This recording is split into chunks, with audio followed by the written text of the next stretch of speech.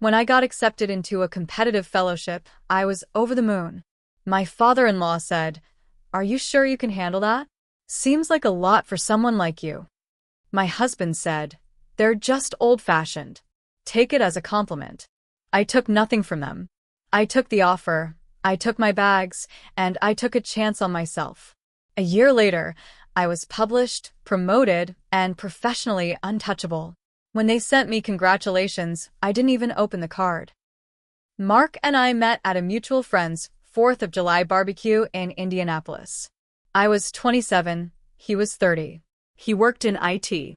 I was trying to get my foot into the writing world, freelance gigs, blog posts, ghostwriting for people who wanted to sound smarter than they were. I didn't have much, but I had hunger. He said he liked that about me. We dated for 2 years before we got married. At the wedding, his father, Gary, gave a toast where he said, "Well, here's hoping she doesn't drag you into any more debt with those writing dreams." Everyone laughed. Even my mom smiled like it was harmless. I pretended to laugh too. That was my first real warning. Gary was the kind of man who said he told it like it is, but really, he just liked to tear people down under the cover of being honest. Mark grew up under that voice, that constant hum of judgment. And somewhere along the way, he absorbed it. At first, Mark pretended to be proud of me. He'd introduce me to people as the writer, but it was always followed by, "She's working on getting published." It's a tough field. And whenever I made progress, like getting a short story accepted, he'd shrug and say something like, "Don't get too excited. One article doesn't pay the rent." I stayed because I thought I could prove them wrong. Thought if I worked hard enough, if I succeeded enough, they'd finally see me. Then the fellowship happened. I'd spent months working on that application. Personal essays, writing samples, letters of recommendation. It was like applying to college all over again, only worse. I didn't even tell Mark when I applied. I didn't want him to kill the dream before I had a shot. When I got in, I thought it would change things. I thought he'd be proud. Instead, I got a flat reaction. And then I got Gary. "You sure you can handle that?" That line burned into me. It came with a tone, like I was some silly little girl playing pretend. Like I wasn't someone who clawed her way through every obstacle thrown at her. Like I wasn't someone who held 2 jobs and still wrote at night, just to build a portfolio. Mark just brushed it off. Take it as a compliment. A compliment? That I was too weak? That I wasn't capable? That night, I stared at the ceiling while Mark snored beside me. I felt something shift in my chest, like a door quietly closing. I accepted the fellowship, packed 2 suitcases, got a tiny apartment in a neighboring city 2 hours away. It was just far enough that I wouldn't be coming home every weekend. Mark didn't help me move. He said he was too busy at work. My first night there, I sat on the floor with a frozen pizza and cried. Not because I was sad, but because I finally realized how small I had let myself become in that marriage. The program itself was hard, competitive, the kind of place where people name-drop professors and argue over dinner. I didn't fit in at first, but I kept my head down and did the work. After a few months, people started noticing. There was one editor, Claire, who read my essay and pulled me aside. "You ever think about writing a book?" she asked. That night, I stayed up until 3 a.m. outlining chapters. And then came the publication offers. I said yes. Every yes led to another door. And every step forward made Mark and Gary seem smaller in the rearview mirror. I stopped going home. Mark stopped asking me to. The final straw was when he emailed me a PDF of divorce paperwork, with no note, no conversation, no warning. Just a subject line. "Let's make this easy." I printed it out, signed it, and mailed it back. No reply. Nothing. Gary sent me a long email about how I was throwing away a good man and how I'd never find someone who'd put up with me like Mark did. That's when I blocked both of them. By the time the fellowship ended, I had options. Real ones. I wasn't scrambling anymore. I was choosing. I picked the job that let me lead a team, write freely and get paid well. Moved to Minneapolis. Got an apartment with big windows and quiet mornings. The first time I saw my name in print on a national magazine cover, I sat in my car and cried again. Not because I was sad, but because I did it. I made it. No one handed it to me. I clawed every inch of it from people who thought I didn't deserve it. Gary sent me a card when I got the promotion. So did Mark. Both envelopes are still sitting in my drawer, unopened. It had been 9 months since I moved to Minneapolis. I hadn't spoken to Mark or Gary in all that time. I thought the worst was behind me. I thought I was finally free. I was wrong. It started with a phone call from a number I didn't recognize. "Hi, is this Rachel Collins?" "Yes," I said, distracted, already thinking it was a sales pitch. "This is Angela Torres from the Indianapolis Ledger. We're doing a piece on the Midwest Fellowship Program and its alumni. We'd love to feature your story, especially considering your recent promotion." "Sure," I said, happy to talk. She asked me about my work, my writing, the process, the program. It felt good, normal. But then she dropped a name I hadn't heard in almost a year. "Your ex-husband, Mark Collins, also spoke to us for the article. He said your success caused a strain in the marriage, that he supported you, but felt abandoned." I was silent. He said he hopes the story reminds people that ambition comes with consequences, that sometimes people lose more than they gain. I hung up. My hands were shaking. I couldn't believe it. The man who couldn't even show up for my milestones now wanted to act like he was some wounded, loyal husband I'd left behind for glory. It didn't stop there. A week later, I got tagged in a Facebook post. Someone had shared a photo of Mark at a local panel titled, "When Success Hurts Relationships, a Conversation for Men." He was sitting on a stage with a mic in hand, wearing that same smug expression I used to know. He was turning our failed marriage into a pity party. Gary was there too. I recognized him in the crowd, clapping. Of course. I didn't respond. I didn't comment. But people started messaging me. "Is this about you? Did you really leave him for your career? I had no idea you were like that." I was furious.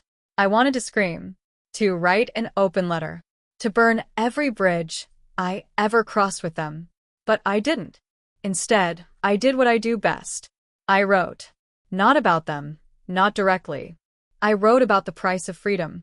I wrote about how women are expected to shrink for their partner's comfort. I wrote about how ambition doesn't kill marriages, silence does. It got published.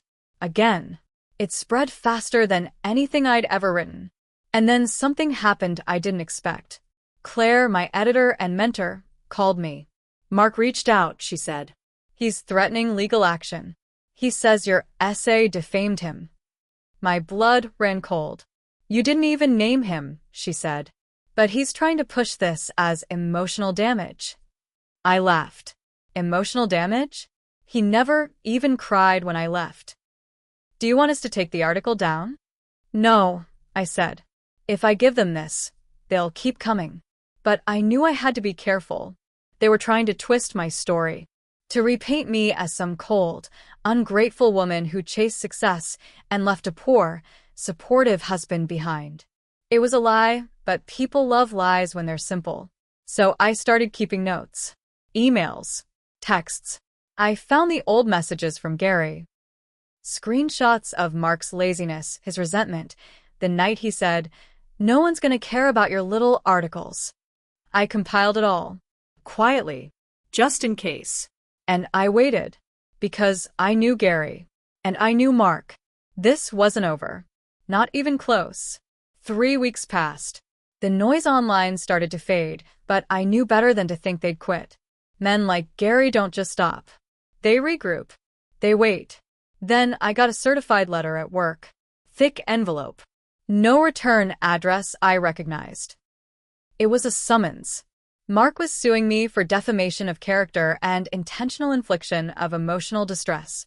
I stared at it for a long time. Not because I was scared, because I was in shock. We hadn't spoken in nearly a year. No calls. No texts. No contact. But he had the nerve to pull this?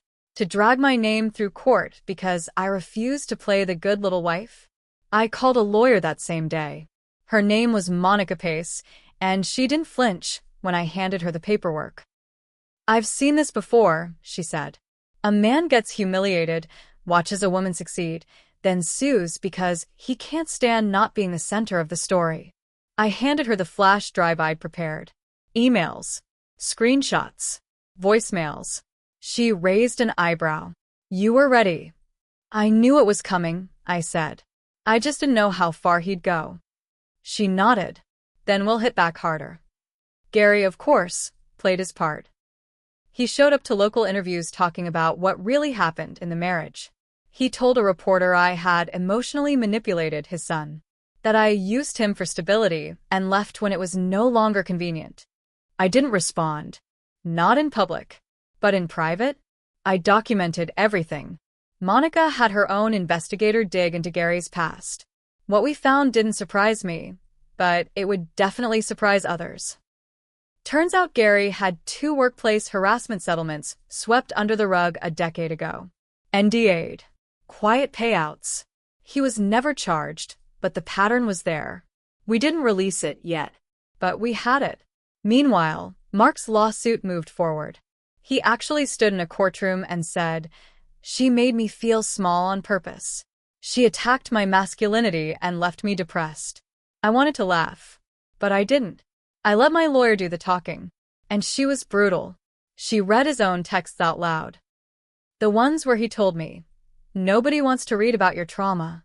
The ones where he ignored me when I told him I was struggling.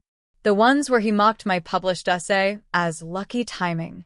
By the time she was done, he looked like a sad little boy who didn't get picked for kickball. But the real twist came after court. I got a message on Instagram from a woman named Tara. I didn't recognize her. She said, "Hey, I don't know if this is weird, but I used to date Mark before you. He did the same thing to me. Put me down. Mocked me for working late. I saw what he's saying about you and had to speak up. We got coffee the next day." She brought printouts. Messages. A pattern. The same behavior, same belittling, same lazy, jealous spiral. I handed everything over to Monica. "Let him come at me," I said. "He thinks he's the victim? Let's show everyone the real story." And that's when we decided to stop playing defense. We went on the record. One national outlet. One clear, fact-checked story. I didn't name him directly, but I told the truth. About how some men destroy everything they can't control. About how success doesn't ruin marriages. Weakness and ego do. The article went viral in under 48 hours. And then came the backlash. Not against me. Against them. The article hit harder than I expected. It was everywhere. Twitter. Facebook. LinkedIn. Even Reddit picked it up. People didn't just share it, they dissected it. Women left comments about their own Mark. Their own Gary. Stories of being silenced, dismissed, abandoned the second they dared to want more. And then people started digging. Not me, them. Someone leaked one of Gary's past workplace complaints. A woman who used to work under him anonymously posted the full details, how he would joke about women's clothes in meetings, how he made fun of female coworkers who left early to pick up their kids. Her post went viral, and others started chiming in. 1. Then 2. Then 4. Gary was forced to retire early from the board he sat on. The business magazine he used to write for cut ties without ceremony. No statement. Just gone. As for Mark, he lost the lawsuit. The judge dismissed it with prejudice and told him, emotional distress is not caused by someone else's success. It gets better. Remember Tara? She wasn't the only ex-girlfriend who reached out. A third woman, Allison, came forward with similar stories. She dated him years before me. He'd told her she was too ambitious to be a good wife. She also had the receipts. They joined together, wrote a piece of their own. It got published in a smaller outlet, but it still spread. They weren't attacking, they were laying out patterns. Quiet, solid truth.